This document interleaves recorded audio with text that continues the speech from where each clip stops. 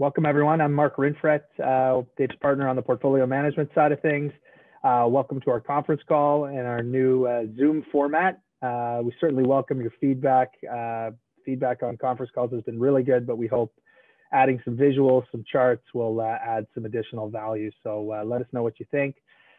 As far as this call goes, 2021, lots happening so far for LePoidevin Group accounts. Strong start, certainly heading in the right direction. So to talk about why that is, and more importantly, where we're headed from here, I'll turn the keys over to Dave LePoidevin. Few housekeeping things, two bits of information. I will start with the second most important piece of information we had this week, and then I'll give you the first. Second most important information. There's an industry magazine called Wealth Professional.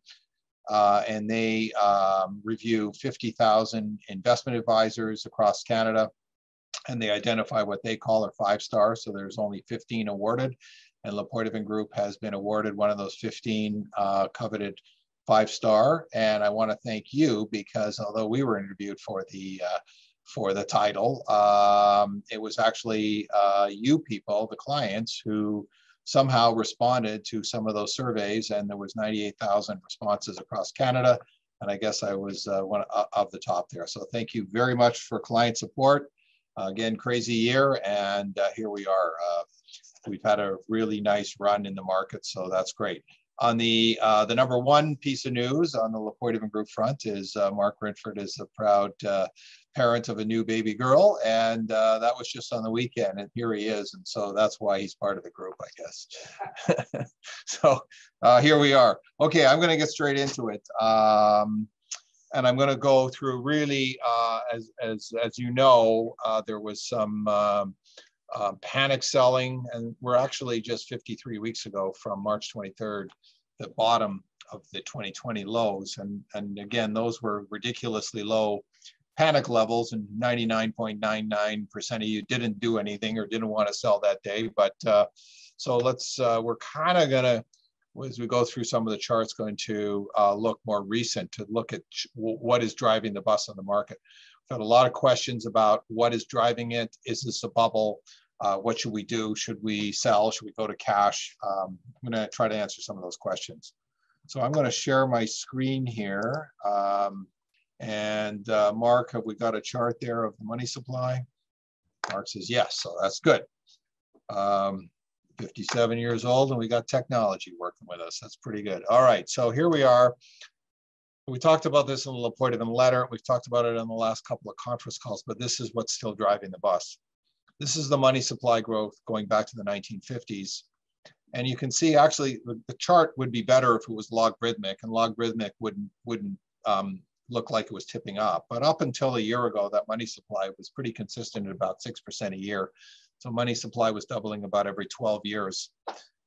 And it's interesting because if you're in your 60s today and you go back long enough to know when the total money supply in the United States, and I'm using the United States because the chart is readily available directly from, by the way, the US Federal Reserve. This is one of the regions called the St. Louis Fed, but there are 7 regions in the United States. This is a direct website of theirs.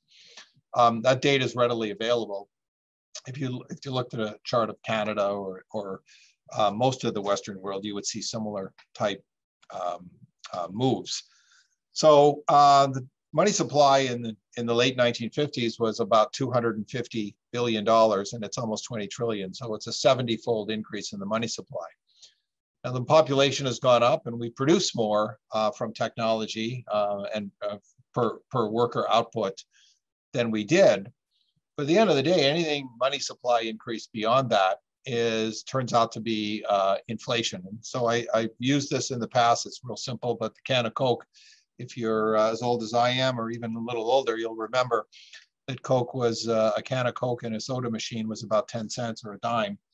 And if we look today, it's at least a loonie. So we've lost 90%. Money has lost 90% of its value, and the reason is money is being diluted. It's no longer as scarce a resource as it was. What's troubling is the money supply, this parabolic move, because never before in our lifetime, and all of my clients have never seen Even if you got your 100th birthday, you would never have seen a 26% one-year money supply growth number.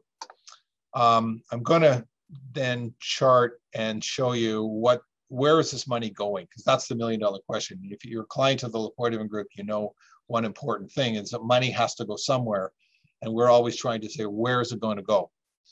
So money supply.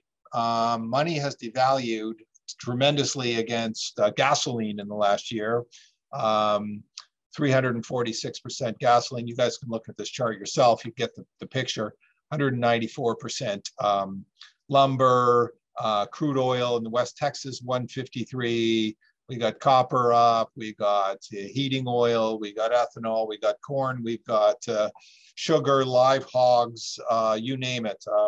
Really only one commodity at the bottom of that list down. For those of you who live on orange juice alone, your cost of living has gone down. But for anyone that consumes anything other than orange juice, your cost of living is going up. And quite often you don't necessarily see the price of wheat go directly into the price of bread, but there's a lag and it's coming. Of course, we see it directly when we fill up our cars. If we don't drive an EV, you see it right away.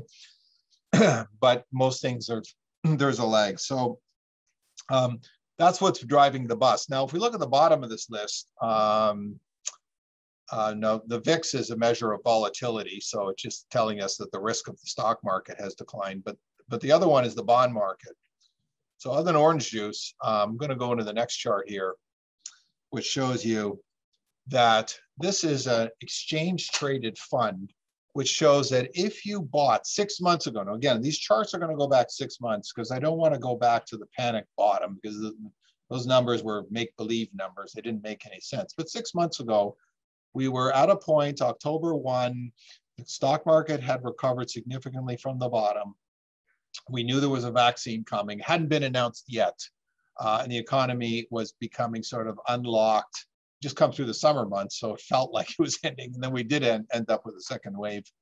But again, that wasn't what drove the bus of the stock market. So this is an exchange traded fund, which measures the bond market index. So just like the stock market, the bond market has an index, and it's made up of government bonds, corporate bonds, and provincial bonds. And if you bought that bond index, which had done very, very well in the first half of the year, especially through the pandemic as people ran away from stocks. But if you bought that on October 1st, you're down about 6% in price. So the bizarro inflation trade is the bond market. That is the inflation is the enemy of the bond market. And Canadians were piling record amounts of money into bonds. You know, we looked at I'm going to go through this in a moment, but this is the TD Bank with $16 billion, the TD Bank bond fund. And again, $16 billion. That lost 7% over the last 6 months. Now, there was a recent survey that showed that 60% of investors do not know or forgot or somehow that when interest rates go up, the value of a bond goes down. Let me just explain that for a moment. If you had bought on October 1st, interest rates were 10-year yields were about half of 1%. Well, today they're over 1.5%. So if you bought that piece of paper and you said, I would like to sell my bond yielding 0.5%, someone is going to give you about 92 cents on the dollar for that bond. They will not give you full value. So they need to price it accordingly so that they would then get a yield to maturity of what the ongoing rates are as 1.5%. So they're in a rising inflation environment. The outlook for bonds is still continue to be very, very poor. We'll put it on the miserable outlook for bonds. And I could have put on the two biggest bond funds in Canada are the TD Bank and Royal Bank, and they both sitting on about $16 billion apiece. I think the Canadians really don't have a clue how much bond exposure they have. I went through, which is shocking. Again, sometimes I do homework and I'm surprised by the results. And I think I know, I'm looking for something in particular, which is what I ended up getting. but sometimes I get surprised. Again, a year ago, as you remember, we did the homework on what the stock market did during pandemics. And although this time felt it was different, it turned out to be exactly the same. My research this time, I wanted to know where is the average guy. And we look to mutual funds because there tend to be more unsophisticated investors. I went through the top 20 mutual funds in Canada, and there wasn't one single stock fund. All the top 20 were either bond funds or balance funds. And a typical balance fund will have 40% bonds and 60% stocks.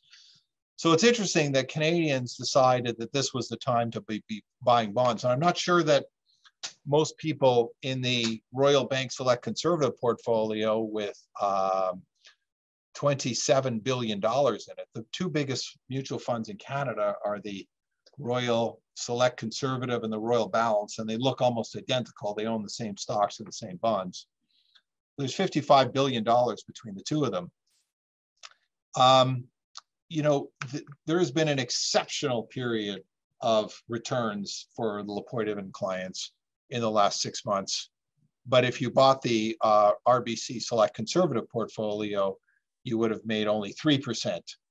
Nothing wrong with 3% over 6 months, but let's do the math here because the stock markets have done, and I'll go through this in a moment, something like 13% in Canada. Well, if you've got 40% of your portfolio earning -6, 60%, and then you pay a 1.9% management fee, this is exactly the return you should expect.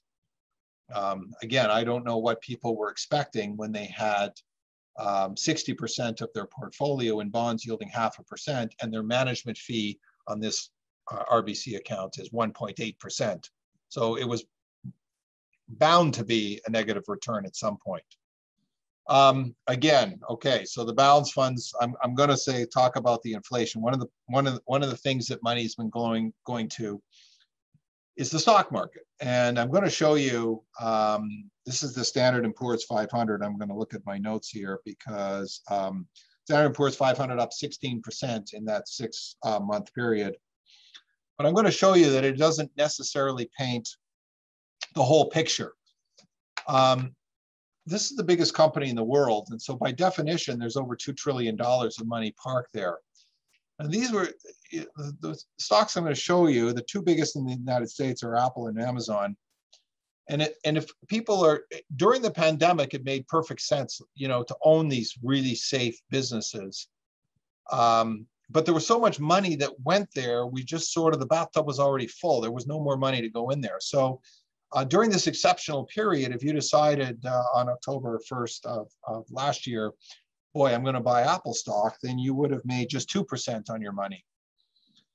The obvious trade last year was to buy Amazon because we were all at home. And I know there was, in my household, there was a box from Amazon about every third day because my kids can't stop shopping, and my wife and myself, and all of a sudden Amazon showing up all the time. So that was a great business. But if we bought that stock in the last 6 months, it's -4. Again, there's $2 trillion of money parked in this stock that's not making any money. So what is driving the bus on the returns of the stock market? This company, American Homes for Rent, I just put it in there because it's one of our biggest holdings in our client accounts, but it's also a very boring stock. This is a company that owns 54,000 houses all bought out of foreclosure that they just rent them out. Now, again, to Canadians, they can't compute, but they were beginning to buy homes 10 years ago at $160,000 a home. They still don't usually pay more than $300,000 per home, and they rent them anywhere from $1,400 a month to over $4,000 a month. And so these numbers make fantastic sense, and this is a stock that we think still has a net asset value that is significantly higher than the stock. And by the way, insider buying in that stock. So that's been a pretty good one. And I want to then point out a stock that we own called Penske Automotive. Penske is the largest automotive retailer. So they own auto dealerships. They also own another business, truck rentals. And it's interesting, during the pandemic, all this money supply people started spending, and they're buying big ticket items. They're buying cars, and the truck rental business is booming. So there's, you know, there's a boring old stock that nobody is watching. And that stock has gone, you know, from 48 to 84. That's about 80%, 80% return. Whoops, going the wrong way. General Motors. By the way, General Motors is coming up with 25 EVs by 2025. I challenge you to go to YouTube and Google the Cadillac Lyric and look for the Will Ferrell commercial it's this brilliant commercial. But by the way, it's a beautiful car. So when General Motors was trading at 1/10 the value of Tesla, because Tesla was EVs and General Motors was old economy, General Motors up 103% in the last 6 months. And by the way, earnings are exploding, and that stock still looks inexpensive. They do have a challenge, which is there's a chip shortage in the world, and so they can't build the cars fast enough to get them out of the lots. Bank of America, 57% return, boring old bank stock that everyone was worried about 6 months ago because everyone thought, oh no, the economy is going to collapse due to COVID. Well, it didn't, and that was a pretty good investment.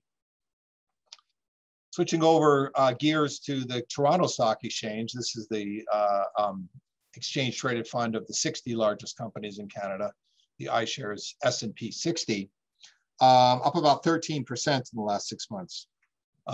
Again, great returns, but let's dig a little deeper to find out what was driving the bus there. So, by the way, most people don't know this, but Canada's biggest company became last year Shopify.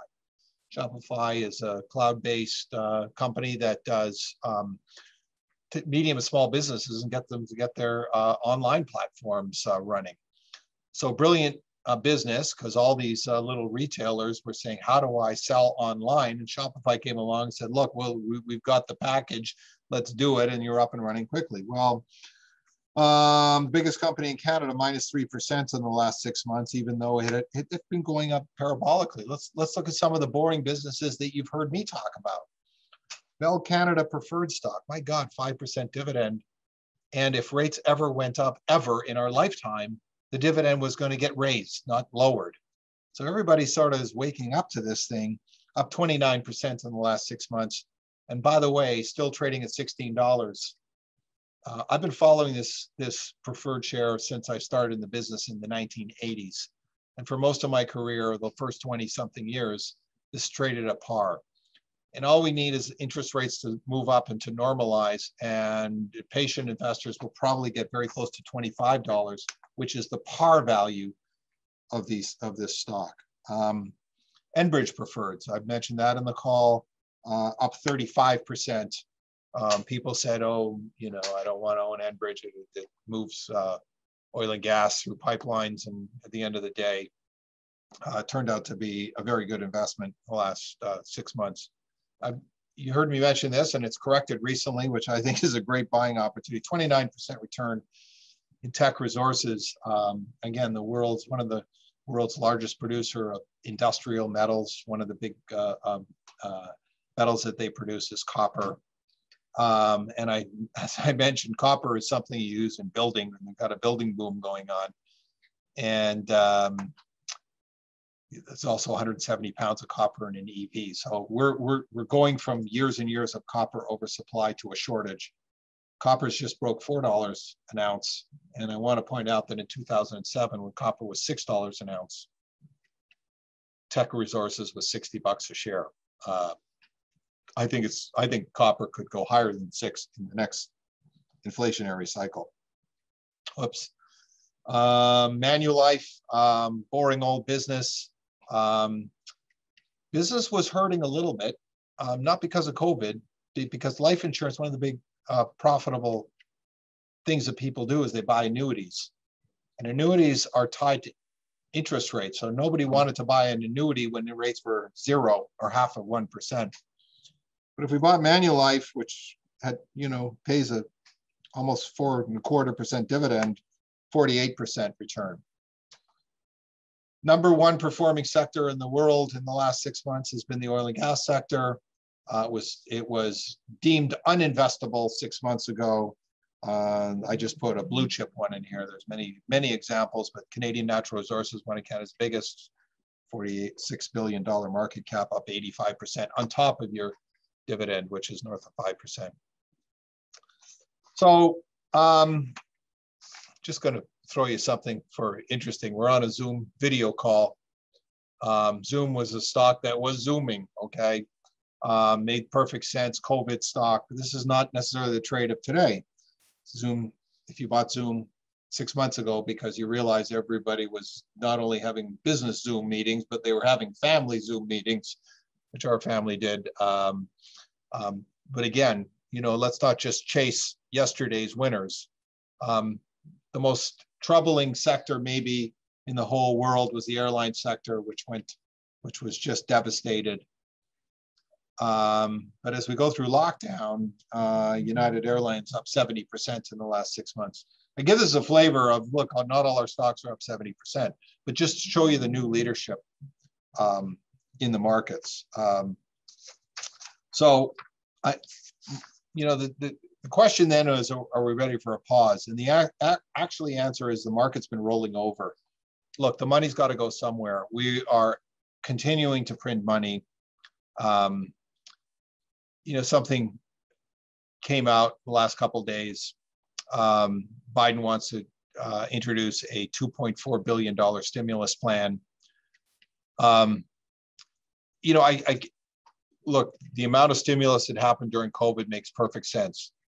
Once the vaccine is out, the stimulus won't even start until we're way past COVID. So to run $2.4 billion of debt to stimulate the economy is probably really poor timing. There's already a building boom going on from all this money printing. One of the consequences of the money printing is also real estate. Vancouver, Toronto, almost all of Canada, we're seeing real estate prices take off, a function of money supply.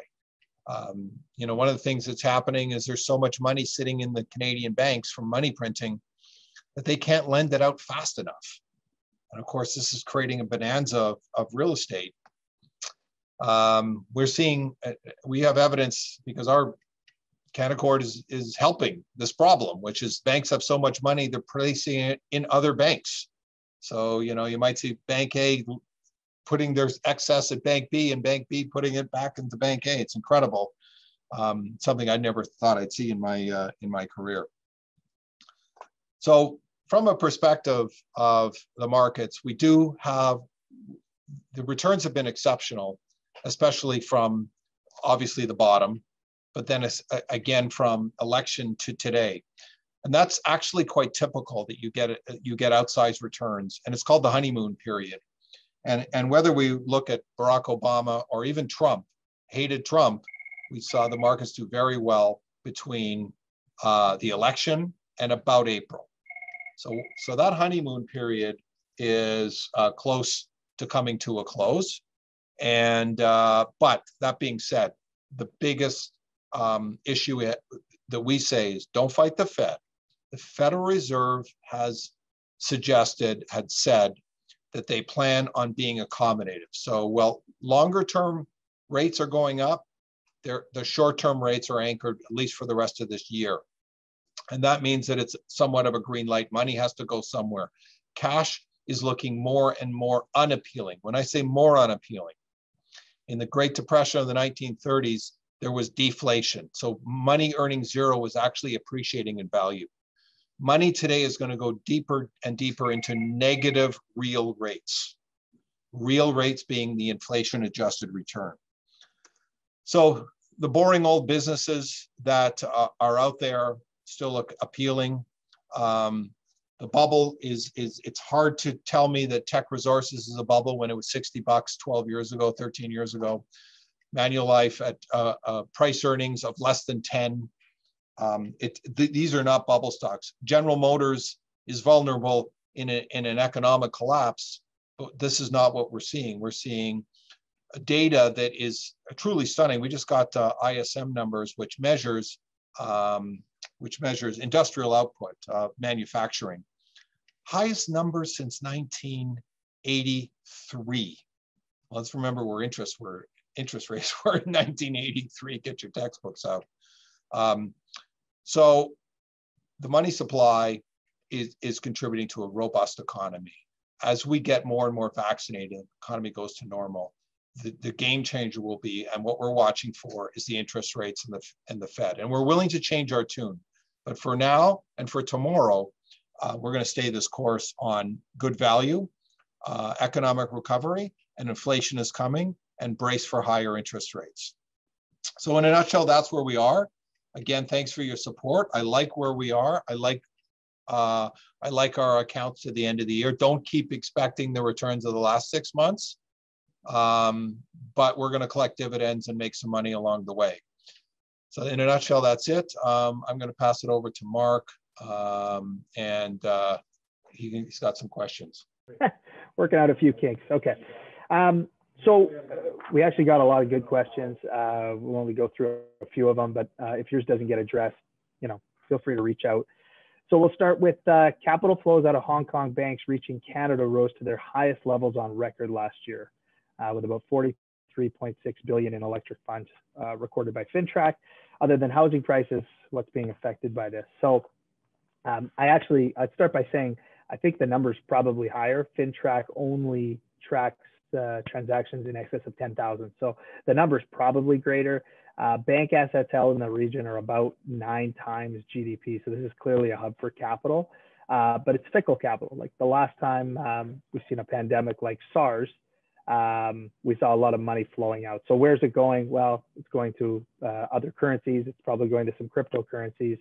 It's going to stocks. It's leaving the region. As far as Canada is concerned, real estate has certainly been a beneficiary of that. So, while we're on the topic, and since clients still ask us about it, we guess we can weigh in on it. But it's a really, really interesting just to look at what's happening as far as Vancouver and Toronto are concerned. So the last time we've seen frenzied activity to this level was 2016. So we sort of have to look back and say, okay, well, what are the commonalities between those two periods? And clearly interest rates is the driving factor. So back in 2016, the Bank of Canada actually cut rates twice, and it brought the 5-year Government of Canada bond yield as low as 50 basis points. That bond yield is what fixed mortgage rates are based off of. So at half of 1%, mortgage rates became exceptionally low. Credit was easy, it was accessible, and people used it, and we saw massive uptick in activity. The same thing happening this time. During the pandemic, the 5-year Canada got as low as 35 basis points, and it ended up being quite sticky there for months and months. We've since sort of shot ourselves back up to about 1%, and we've seen fixed rates move with it. The question is often, where are we going? What's the crystal ball? So we don't have one, but the best crystal ball we do, given how sensitive real estate is to interest rates, is rates. Okay, it's following the 5-year Canada and fixed mortgage rates. So to me, one of the most compelling years when we look back in history is 2017, because 2017 is the first example we have to look back on in recent history where we saw the 5-year Canada move up to almost 2.5%. We saw mortgage rates on the fixed side go to 3.5%, and it effectively killed activity. We had about a 6-month period where sellers didn't capitulate, they held in there, but buyers effectively said at that price point, I can't make it work. So I'm guessing there's a lot of people on the call that are sort of the people who had bought houses or had mortgages back in the 80s when mortgage rates were in the mid-teens, who are sort of chuckling themselves thinking, how did we get to a point where 3.5% mortgage rates is a problem? But it's pretty clear to us looking at 2017 that that's just how sensitive we've gotten to rates at these price points and with these underlying fundamentals. So watch out for the 5-year Government of Canada yield, watch out for mortgage rates. That's going to tell you what's happening. And to us, the upward pressure and the rate of change already tells us that the bond market's thinking rates are moving up. Next question, just on the debt side, I'm concerned about Canada's for sure, but also the USA and Japan. So, we're concerned about the Canadian debt situation as well. Interestingly enough, non-financial debt to GDP in Canada is as high as 343%. Well above the global average. So you don't need a PhD in economics to know that that's not a good place to be. And so it's an interesting exercise to look back on how we got there, but the far more productive one is to look ahead and say, how do we get out? And when we consider on the fiscal and monetary side what the tools that are available, the political will for higher taxes, for less services, for austerity measures are really limited. So to us, the path of least resistance to solve this problem is higher inflation, and to allow inflation to drift higher and deal with the problem that way. And there's not a lot of history where debt levels have got this high. World War II, for example, that was the tool that was used. So it's not to harp on it on this call. It's just to us that the inflation number is going to be significant, a story to follow going forward. So we'll do one more. Traditionally, the second year of a U.S. president is not a good year to be invested in the stock market. How do you think President Biden's stimulus package and COVID situation will influence the market? So really good question. Clearly, someone who's been reading our past LePoidevin letters, we wrote a piece on this a couple of years ago. And yeah, year two has been challenging on average, but we don't get that every time. And so this is just another tool we use along with sentiment indicators and other little indicators like the presidential cycle to sort of help us. But again, not to reiterate and not to make you think there's an echo in the room, but the Fed and what the Fed chooses to do as far as credit availability, as far as interest rates, what the bond market is telling us about about interest rate levels, that's the trump card. And that ultimately, if you've been a client of ours for long enough, don't fight the Fed. The direction of interest rates and credits are crucial. So, yes, presidential cycle is going to be important. We'll follow that. It's an indicator for us, but more than anything, the Fed's going to hold the keys. So, Dave, you have anything to add? One of the, we have data of LePoidevin Group and returns that go back to 1999. And one of the things that we do is we avoid dumb things. And whether it was the tech stocks, in 99, 2000, or whether it was oil, loading up on oil when it seemed obvious at 147.